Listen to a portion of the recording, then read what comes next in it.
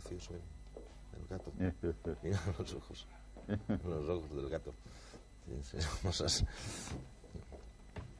Es que este Luis le echa una imaginación al invento. El famoso gato. Vale, de todas maneras tú tienes una constancia de trabajo que francamente, a mí como buen andaluz, a veces ¿Te cuesta? Sí. Yo tengo otro tipo de constancia de trabajo, digo, más funcional, es decir, más funcional que todo eso. Bueno, de todas formas, vamos a lo que vamos, Paco. Es una tremenda alegría que estés aquí.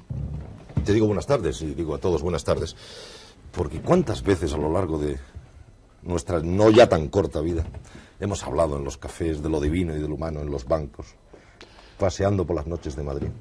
Hemos hablado sobre todo en los cafés, que es donde se habla a gusto. Donde se hablaba, ¿no? Donde se hablaba. Sí. Y aquellas noches. Aquellas noches sin cámaras de televisión, ni nada. Ni nada. Una especie de sociedad pretelevisiva. Pretelevisiva, sí. Lo del gato que aquí tenemos, este que ves aquí, gato, es simplemente que una vez hablamos de que vendrías aquí y que vendrías con tu famoso gato Rojito. A propósito, ¿cómo está Rojito? Está gordísimo, está hermoso. ¿Sí? Ha desayunado muy bien, ha comido muy bien hoy. Y lo que pasa es que, claro, cuando vea este programa por la televisión y vea a este gato, que es muy gracioso, pues se va a sentir indignado porque realmente no es una representación de Rojito, digna. No, de mi gato, que es una especie de tigre doméstico. Sí, evidentemente. Pero es para que te sintieras un poco más cómodo, por una parte. No, sí, es muy simpático y si me lo llevo él lo va a despedazar inmediatamente. Pues que lo despedace inmediatamente. De furia. O sea que está condenado a las fieras. Pero a las fieras. Es que no llega a la noche. Los gatos son animales verdaderamente curiosos. Yo reconozco que tengo una predilección especial por los gatos. Son independientes, ¿verdad? Son muy independientes. Lo que pasa es que como todo ser viviente, pues responden a la ternura. Y mi gato, que era muy salvaje por herencia, lo era su padre, yo tengo... ¿Tienes Yo tengo, sí. El árbol genealógico? Yo tengo el árbol genealógico del gato, como otros tienen caballos. Sí. Yo no he llegado todavía al nivel de los caballos, ni pienso llegar, entonces tengo gatos. Y el padre era absolutamente un gato montés casi. Sí. Y este gato era muy fiero, ahora tiene 2 años, y a base de ternura y de constancia y de mucha comida para perros, porque la comida para gatos no le gusta. Le gusta la comida para perros, acabará ladrando. Pues ahora ya... Yo creo que me quiere, me hago la ilusión de que me quiere. Pero es curioso, tú dices la palabra ternura, yo te he visto con tu gato, y efectivamente tú quieres a tu gato y sí, sientes... Claro, tengo una comunicación grande con él, muy grande. Sí. Quizá más que con algunas personas, ¿puedes comunicarte con...? Pues sí, porque realmente no habla de Suárez y de esas cosas que te hablan las personas, el gato habla de otras cosas, tiene otro mundo. Quizá en el fondo tú seas un personaje de ternura, no lo sé, no me estoy inventando ahora aquí argumentos para sacar y pescar dentro de tu alma, no, ni nada de eso. Pero quizá tienes una apariencia de personaje, no duro, pero sí, con capacidad de ser agresivo alguna que otra vez. Bueno, lo que pasa es que yo creo que no hay por qué derrochar la ternura, ¿no? La ternura hay que reservarla para unos cuantos gatos callejeros, para unas cuantas señoritas también callejeras, y nada más, no hay por qué derrochar la ternura con los ministros, ni con los políticos, ni con casi nadie. ¿Te es difícil, Paco, dada tu imagen, una imagen muy, muy nacional y muy popular, dicho sea de paso, andar por ahí, por el mundo, recibiendo flechas y enviando flechas, recibiendo pedradas y enviando pedradas y demás? Bueno, mientras sean flechas, únicamente lo malo es cuando son flechas y pelayos, entonces ya es terrible. Ya. Pero no debe ser, digo yo, ¿no? Muy, muy agradable, no lo sé, yo nunca he vivido ese aspecto de la vida. No debe ser muy agradable el hecho de convertirte en una especie de árbitro de la sociedad, porque tú defines de alguna manera en tus artículos y demás lo que es bueno, lo que es malo, lo que está bien, quién es inteligente, quién no lo es, quién es mediocre, quién es genial. Sí, a mí hace ya muchos años, con ocasión de la presentación de mi primer libro, me dijo un señor, una gran carroza literaria, que ahora no voy a nombrar, que mi estilo era fundamentalmente asertivo, y creo que tenía mucha razón. Yo me paso la vida afirmando cosas o negando cosas. Sí. Entonces esto pues quizá es un exceso de petulancia o una manera de agresión, Pero no es porque yo me proponga definir nada, quizás sea una cuestión de estilo, como dijo aquel señor aquella vez, ya hace muchos años, con ocasión de mi primer libro. Pero no, yo realmente trato de definirme a mí mismo, no trato de definir lo que está pasando, no, ni ser árbitro de nada.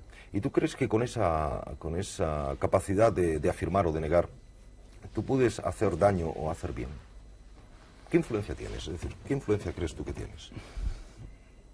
Yo no conozco la influencia, porque creo muy poco en las estadísticas, y mientras estas gentes de las sofemasas y eso no se decidan hacer una estadística sobre mí, pues yo no sé cuál es la influencia.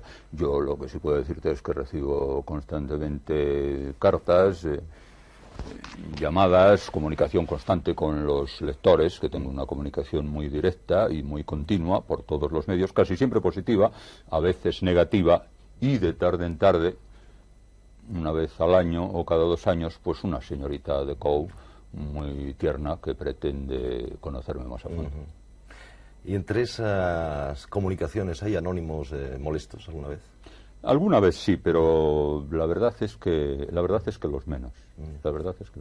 Paco, yo naturalmente te he visto pues hace muchos años prácticamente llegar a Madrid, como han llegado tantos dispuestos a conquistar, era la palabra que se decía entonces, vamos a conquistar Madrid, la literatura y demás. Y al principio, evidentemente, siempre has sido un escritor brillante, incluso como periodista al principio, ¿no? De eso no había duda. Pero supongo que el camino es casi igual para todos. Es decir, escribes un día una cosa, a lo mejor nadie te hace caso, luego escribes otra, te van haciendo caso y demás. Y llega un momento en que te conviertes en lo que decíamos antes, una especie de figura nacional, un árbitro. ¿Tú te has dado cuenta ¿cuándo te has dado cuenta de esa transformación, de ser un periodista que escribía bien, agudo y brillante, a convertirte un poco ya en un estatua de pedestal? Sí. Eso sí es cierto que es así, pues uno no se da cuenta, porque uno no se ve y porque es un fenómeno gradual. Esto no es ganar uno de esos premios comerciales horribles que hay para los saldos literarios en la vida nacional. De modo que no es una cosa de golpe, de la noche a la mañana. Generalmente esto se produce de una manera paulatina, consiste en el trabajo, en la constancia, en la autodisciplina, y uno pues no se da cuenta muy bien de cómo se va produciendo el cambio, del mismo modo que uno no se da cuenta en la adolescencia de que crece todos los días, pero uno no se da cuenta, de pronto se encuentra con una estatura determinada y uno no se siente crecer. Pues es lo mismo. Ya. Hoy es curioso, tú tienes una imagen física, estamos viéndola, peculiar en el sentido de que tienes una personalidad incluso física. Bueno, ahora es que estoy maquillado y eso ayuda mucho, ¿eh? Bueno, sí, pero la melena, la bufanda. La bufanda es por el frío. La bufanda es por el frío. Por cierto, hemos titulado este programa, con tu permiso, a posteriori. Ya no podemos hacer nada por evitarlo, de bufanda y plata. Podía ser de bufanda y oro, o de bufanda y diamantes, como quisiéramos. Lo de plata es por señalar un poco que si no nos vamos haciendo viejos, ya estamos en un periodo de la vida que podemos ver con una cierta distancia, ¿no? Yo absolutamente viejo, me siento viejísimo. Lo de la plata y las canas y todo eso me parece muy justo, porque la verdad es que yo me siento por dentro absolutamente reinona, vamos. ¿Reinona? ¿Has inventado la palabra? No sé si la he inventado o la he recogido, pero es lo que me siento. Pero tú has contribuido mucho al lenguaje de los últimos años, con tus columnas en el país. O quizá el lenguaje ha contribuido a mí, o a mi manera de escribir. Ya, pero tú particularmente has recogido ese lenguaje, ¿has ido por ahí oyéndolo? Yo creo que el movimiento es de dos direcciones. Sí. Recojo cosas y fabrico cosas que se me ocurren de pronto y que no sé si llegan a la gente, ¿no? Yeah. Por ejemplo, de Massieu, el famoso de Massieu, no es una especie pues de... ya no lo sé, Hay cosas ya de acuñación un poco antigua, sí, que ya no sé realmente, como me ocurre a veces en el terreno de las letras cultas, ahora estamos hablando de las letras populares, sí, a veces me ocurre con determinadas frases o imágenes o cosas que yo ya no sé si se me acaban de ocurrir, o las leí de pequeñito en Juan Ramón Jiménez, a lo mejor, y de verdad es que no lo sé, y creo que esto es bueno, que esta confusión es buena. Y está... ¿Cómo hablamos ahora? ¿Hablamos bien, escribimos bien últimamente, o estamos en un periodo de de reformación, digamos así. ¿Pero te refieres al periodismo o a la calle? Al periodismo, sí, al lenguaje que tú recoges, es decir, tú eres un hombre testimonial de la calle muchas veces. Yo creo, por concretar un poco las cosas y de paso por hacer un poco de centralismo, aunque esté mal visto, creo que el pueblo madrileño siempre ha sido un pueblo muy creador de lenguaje. Esto se explica fácilmente porque es un pueblo que ha tenido siempre cerca la corte o la dictadura o lo que le haya tocado tener cerca, y también las grandes figuras, los grandes médicos, los grandes historiadores, las grandes figuras de la vida nacional en un país tan centralizado como España. Entonces ese pueblo, pues aunque solo sea de oídas, recoge cosas cultas que primero aplica mal y luego empieza a aplicar mejor. Entonces esa mixtura entre lo culto y lo popular, que han reflejado muchos escritores, pues yo creo que desde Quevedo para acá, casi todos los que han escrito mucho de Madrid, da siempre un lenguaje, un nivel de lenguaje común muy peculiar. Luego está la pronunciación, la fonética, todo eso que también es muy peculiar. Por ejemplo, yo el otro día he visto una película sobre el tema de los navajeros, donde me ha indignado la absoluta mixtificación del Cheli, que se mezcla con el lenguaje de los kinkis y con otros lenguajes. Son cosas completamente distintas. Es decir, el lenguaje urbano, por bajo que sea, madrileño, está muy caracterizado, aparte su diccionario propio, por una pronunciación exhaustiva, rigurosa, incluso excesiva, que hace mucha gracia al que no es madrileño. ¿Qué es el Cheli? En cambio el kinki, perdóname. ¿Qué es el Cheli? Que no lo... Yo tampoco sé lo que es el Cheli, pero creo que puede abarcar hoy hasta unas 500 palabras, más la sintaxis correspondiente, que ya es más compleja, y que supone una forma de hablar muy característica, yo diría sobre todo del lumpen joven madrileño. Entonces, esto no tiene nada que ver con el lenguaje del kinki. Y en esta película que digo, a esos señores que hablan continuamente, el Cheli por entendernos, de pronto se les ha de decir to o na. Un señor a atracar un navajero y dice, me lo llevo to. Eso es mentira. Un madrileño de Vallecas nunca dice to, dice todo, si ha nacido en Madrid. To lo dice un extremeño o un andaluz, en fin, un kinki que está cerca de los gitanos, etcétera, un tipo que viene del medio rural, lo cual me parece igualmente interesante, por supuesto, igualmente digno de estudio, pero no se pueden mezclar las dos cosas. De modo que ese personaje que continuamente habla en Cheli con las connotaciones culturales del Cheli y que de pronto dice to y dice na, ese personaje es falso, es de mentira. Pero volver atrás a aquello que hablaba de tu figura, iba a esto, y es que se te ve en todas partes, bueno, en todas partes, es decir, es formas, sin duda, estás No, a los entierros voy poco, en los entierros... Ya, a los entierros hay que ir a uno, nada más, y porque nos obliga, claro. ¿No? Es cierto, al nuestro. Bueno, pero en fin, se te ve bastante. Podría dar la impresión de que a ti te viene la inspiración, esa famosa inspiración que cae de abajo, ¿no? Una especie de caña de pescar, te viene. Sin embargo, a mí me interesa, en esta tarde, dejar bien sentado el principio de que tú eres un hombre que trabajas mucho y de forma sistemática, periódica, todos los días. Todos los días. Tú, por ejemplo, ¿cuál es tu sistema de trabajo? O sea, para que alguien no crea que tú escribas por los bancos de los cafés o que de cuando en cuando se te ocurre algo y lo escribes Pues esto viene condicionado exclusivamente por un problema, supongo, neurovegetativo. A mí lo que me gustaría es efectivamente escribir en los cafés o en las cafeterías y a mano, que me parece más antiguo y más saludable frente a todo este mundo de máquinas y de cámaras y de cosas que nos rodea. Lo que pasa es que con el tiempo mi letra se ha ido haciendo absolutamente ilegible, mi pulso se cansa mucho, yo padezco eso que se llamó el calambre del escritor, y entonces yo escribo a máquina. Lo cual, por otra parte, es un placer para mí. Escribir a máquina es un auténtico placer. Me gusta muchísimo. Aprendí de muy pequeño, que mi abuela me obligó a ir a una academia Hidalgo se llamaba, y aprendí a escribir el Padre Nuestro completo, pues no sé, en un minuto o dos. Desde entonces soy un gran mecanógrafo. Para mí escribir a máquina es un placer, y claro, como andar por los cafés con la máquina de escribir sería muy numerero. Cuando menos incómodo. Sí. Entonces escribo en casa. Y la máquina que está allí, que no es una, sino es esta máquina, que son tres, esa es una de ellas. Una de las máquinas. Sí, no sé, tres máquinas. No sé si podremos mostrarlo. Este es uno de los pocos libros tuyos que yo no tenía y que lo acabamos de encontrar. ¿Cuántos libros tienes? 50. 50. Lo cual incide sobre mi teoría, que a lo mejor es equivocada, de que en realidad tu obra es producto de un trabajo, ¿no? De un trabajo constante, pero lo han hecho las máquinas, las tres máquinas. En cualquier caso, no sé, me hace mucha gracia esta portada de este libro tuyo, porque quizá contenga todos los elementos esos a los que me refería, de una imagen realmente que parece muy extraña o bohemia, se decía antes, o bohemia, fuera de la costumbre normal, de la gente muy bien vestida y siempre tal. No, porque resulta que esa portada donde yo aparezco desnudo corresponde, si ves la fecha del libro, 77, a la época... ¿no? 77-78. ¿no? Claro, a la época del destape nacional, cuando todas las señoritas se desnudaban. Sí. No, 76. Entonces yo decidí desnudarme también, porque hace 4 o 5 años yo todavía me encontraba en condiciones de salir desnudo en una portada. Hoy lo hubiera pensado. Pero para hacer estas cosas no se necesita, yo diría impudicia, pero a lo mejor la palabra es mal interpretada. Es un gran valor, una gran arrogancia.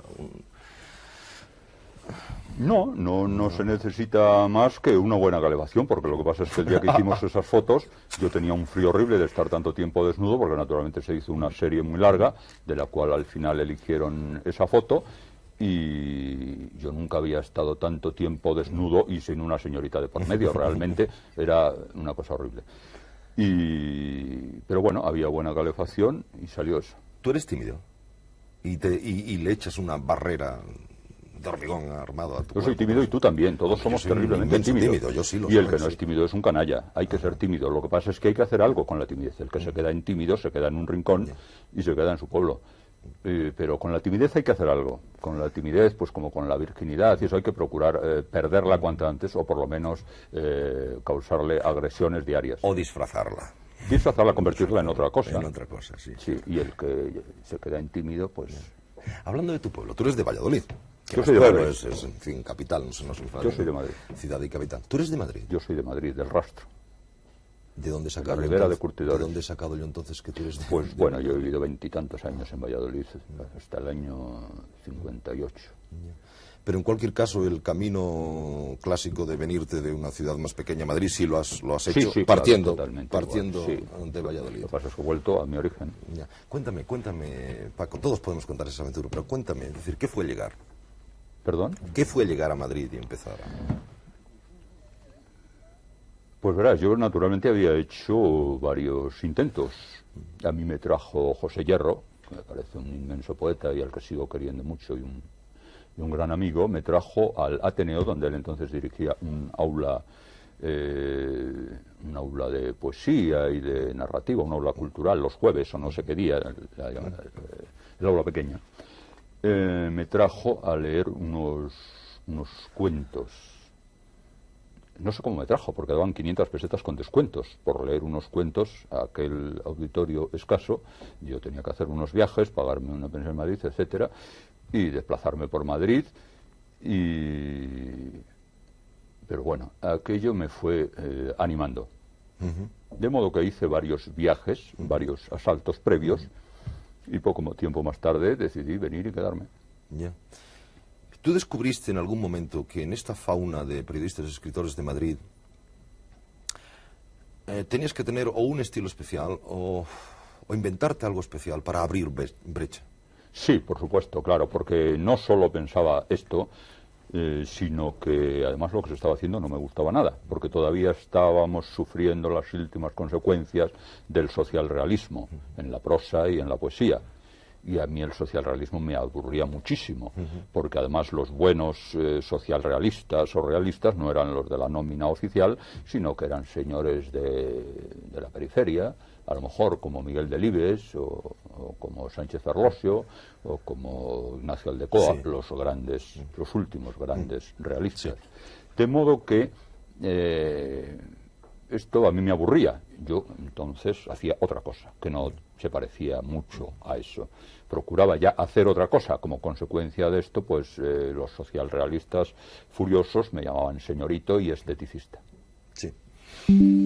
Eso que tú descubriste porque no te gustaba lo que veías a tu alrededor, tuvo que ser una especie de, como dicen, un poco, o hemos dicho siempre, de manera muy cursi, constituirte en el enfant terrible. de esta sociedad de periodistas y escritores? No, yo no quería ser nada terrible. Yo lo único que quería era tener colaboraciones y cosas y meter artículos donde fuera, vamos, de cualquier forma. No quería ser nada terrible. Y de hecho, ante los redactores jefes, yo pues era una alfombra persa, vamos. De hecho, para utilizar tus propias palabras, algunas veces que he tenido la suerte de poder trabajar contigo, no sé, porque nos hemos encontrado en situaciones de encargarte algo, pedirte que escribieras algo, reconozco que eres de una disciplina, entre comillas, admirable. Es decir, que si te dicen, oye, que necesitamos esto para mañana a tal hora, tú normalmente lo tienes para mañana a tal hora. Claro, es que yo siempre me he planteado esto como una profesión con absoluta profesionalidad. Me ha interesado siempre el escritor profesional. Respeto a los que dicen que no, que hay que ser escritor de domingo, que hay que ser otra cosa, que hay que escribir para entretenerse. Me parece bien y a veces da buenos resultados. Pero yo entiendo la literatura no solo como una forma de escribir, sino como una forma de ser. Como una visión del mundo. Yo a veces he escrito incluso que jamás he salido de la literatura, que yo no he vivido. Yo me he movido siempre tan dentro de mi visión literaria global del mundo que no he llegado a tocar la realidad nunca, porque todo lo veo literariamente.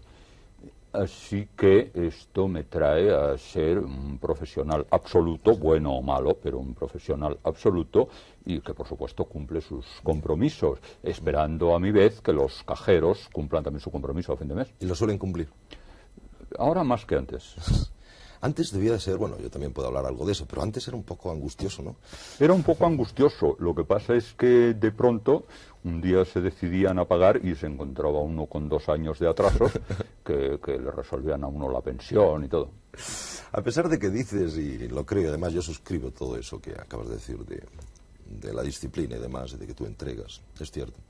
Pero a pesar de que afirmas que sigues dentro del mundo de la literatura y con poco contacto con la realidad, sin embargo, es decir, en los últimos años, es decir, escribes de una realidad muy, muy concreta. Pero siempre creo que literaturizada. Sí, cierto, y eso iba. Es decir, tú escribes de personajes, tus famosas negritas, ¿no? Es decir, personajes con nombres y apellidos, es decir, políticos, en la mayoría de los casos, y los políticos son, o deben ser, seres muy... Bueno, políticos o señoritas. O señoritas, sí, evidentemente. Los políticos y señoritas son, reconozco que son... Son inseparables. Son inseparables y dentro de tu campo es algo consustancial.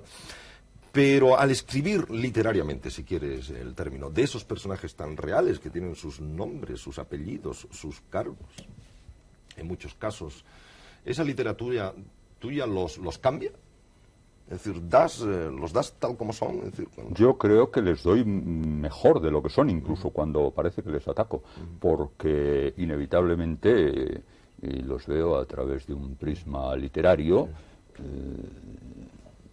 un monóculo literario que yo llevo puesto siempre, que no puedo quitarme, y por lo tanto de alguna manera los poetizo, aunque esté criticándoles en cosas concretas. Andrés Amorós, que como sabes es un gran crítico y muy preocupado por la literatura viva, que él dice, por lo que se está produciendo en este momento, tiene toda una tesis que a veces explica, ha escrito o ha explicado en clase, etcétera, sobre la narratividad de mis crónicas, él dice la ficcionalización de la crónica. Es decir, aquello es verdad, ha ocurrido, es todo real, y sin embargo tiene un aire de ficción. Sí. Tiene algo, pudiera ser un cuento, pudiera ser un relato corto, y si no es verdad, ha ocurrido el día anterior, y a lo mejor has estado tú y lo has visto. Sí. Entonces, esta ficcionalización, que dice Andrés Amorós con palabra muy acertada, se produce en mí por lo que te decía, porque soy un animal literario, como mi gato es un felino, pero vamos a ver. Sí. Yo creo que, no sé si te das cuenta, ¿no?, si lo aceptas o no, pero creo que tú has contribuido mucho a dar forma y figura a estos últimos años. Es decir, creo que de alguna forma tú has recreado personajes importantes de estos últimos años al hablar de ellos de esa manera de los que hablas. Porque antes hablaba de los políticos de otra manera, aparecían en las crónicas oficiales y estas cosas. ¿Tú les has dado un contorno para bien o para mal? Yo he procurado que sea para mal, pero ya te digo que inevitablemente ese estofado literario les favorece. ¿Por qué para mal, Paco? Es decir, ¿por qué? ¿Crees que es tu misión?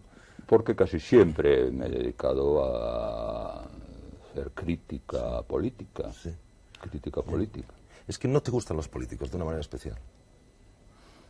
unos políticos me interesan más que otros, me parecen más inteligentes que otros, o me parecen más honestos que otros, pero en general el político profesional es un hombre que, y esto ya sería un problema largo, complejo, histórico, universal, entre el político profesional y el llamado intelectual, yo no me llamo intelectual a mí mismo, ya decía Baroja, que da muchísima vergüenza llamarse un intelectual a sí mismo, hay siempre, entre estas dos figuras hay siempre un recelo mutuo.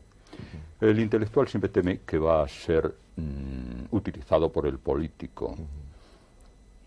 Y el político teme que va a ser inficionado, que le va a comer el coco, volviendo al Shelley, el intelectual.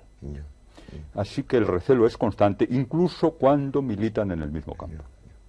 Otra de las cosas que tú haces es, alguna vez hemos hablado de esto, es hacer famosas a ciertas personas cuyo único argumento para esa fama o celebridad o conocimiento es que tú las has hecho famosas. Es decir, son famosos por ser famosos. Luego tú dices, bueno, ¿y estos señores o estas señoras qué hacen en la vida? ¿Qué libro han escrito?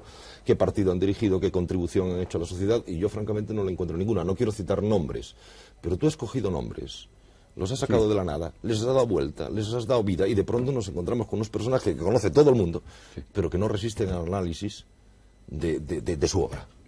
Bueno, pues, famosos por ser famosos. Yo creo que el origen de esto, en mis crónicas, lo conoces tú mejor que yo, porque tú has vivido mucho tiempo en Estados Unidos, y el origen de esto está en las famosas tiras, en los dibujos, en los cómics, principalmente en Charlie Brown, y luego pues en otros muchos. Entonces, el personaje recurrente, el personaje que vuelve, que desaparece y reaparece, es muy grato al lector. De modo que yo he utilizado esos personajes, si fuese dibujante quizá los dibujaría, esos personajes porque sé que al lector le gusta, como al niño, que le cuenten el cuento que ya sabe y ver reaparecer una persona. Por otra parte, ya en literatura el retorno del personaje se lo inventó Balzac muy genialmente en novela. Entonces, la vuelta de ese... Hombre, ya está otra vez aquí fulanito o fulanita con sus manías, con sus tics, con sus cosas. Eso estoy seguro de que al lector le divierte como le divierte en los cómics. Como le divierte que tú hables de tus cosas y que tus cosas se hayan hecho de conocimiento general. Hablamos de tu gato. Todo el mundo conoce a tu gato. Del pan. Siempre estás en la panadería, de alguna manera, vas y vienes. Es que hay una panadera maravillosa. Sí, yo sospechaba que por alguna parte estaría. Ya te la presentaré. Gracias. Estaría el truco. Hablamos, por ejemplo, del motorista que te va a recoger, que conocemos tú y yo muy bien, que va a recoger. Es menos maravilloso que la panadera. Evidentemente, yo no conozco a la panadera, pero lo acepto. Bueno, es decir, hemos sublimado cosas tuyas que tú lanzas al ruedo y lanzas al mundo. Esto no es mucha arrogancia. O sea, ¿cómo te lo permiten? ¿Cómo te lo permites? Esto es lo que yo me lo pregunto, ¿cómo me lo permiten? Yo estoy esperando el despido de todas partes cada día, continuamente. Pero no llega. Sí. No llega, Oye, efectivamente no llega, pero yo lo espero. ¿No tienes miedo de que algún día llegue ese tipo de cosas? Yo pienso que llegará, porque a medida que... Llegará en el periodismo, a medida que la informática y la cibernética nos invaden. Yo escribí hace poco una columna contra el famoso robot en nuestro periódico, no contra, sino con algún recelo, con el recelo propio de un hombre que está todavía en la galaxia Gutenberg y que no quiere salir de ella, de modo que cuando eso nos haya invadido totalmente, pues sí, los señores los llamados estilistas, desapareceremos como una especie de extinguir, como han desaparecido. Dos cosas, Paco, antes de que terminamos por aquello del reloj maldito. Dos sentimientos humanos tuyos. Uno te lo voy a decir yo, el otro si quieres me lo dices tú. Eres un personaje tremendamente enamoradizo, ¿no es cierto? Tremendamente afectivo, diría yo. Sí. Bien. La otra si quieres me la dices tú. Si no quieres no me la dices. Yo recibí una carta tuya estando en Nueva York, que conservo, como todas las tuyas, pero esa de manera muy especial, donde pedías que hiciéramos algo, no por ti, era por ti, pero no por ti, y todos tratamos de hacerlo y demás. La amargura humana inmensa, tremenda que había en aquella carta, y tú si quieres la comentas, quizá debían de conocerlas más personas para conocerte mejor. Yo creo que no, me he pensado mucho en esto, aparte de que escribí un libro entero sobre el tema que ahí está. ¿Podemos decir el tema? ¿O te da... No, el libro es Mortal y Rosa y puede leerlo quien quiera. Un libro que no quise lanzar en absoluto, siempre estaba un gran lanzamiento, yo me negué porque no quería comerciar con el tema. Entonces me limité a escribir el libro porque tenía que escribirlo, porque como te decía antes, yo soy un ser eminentemente literario y lo literario es natural en mí y me desahogo haciendo literatura.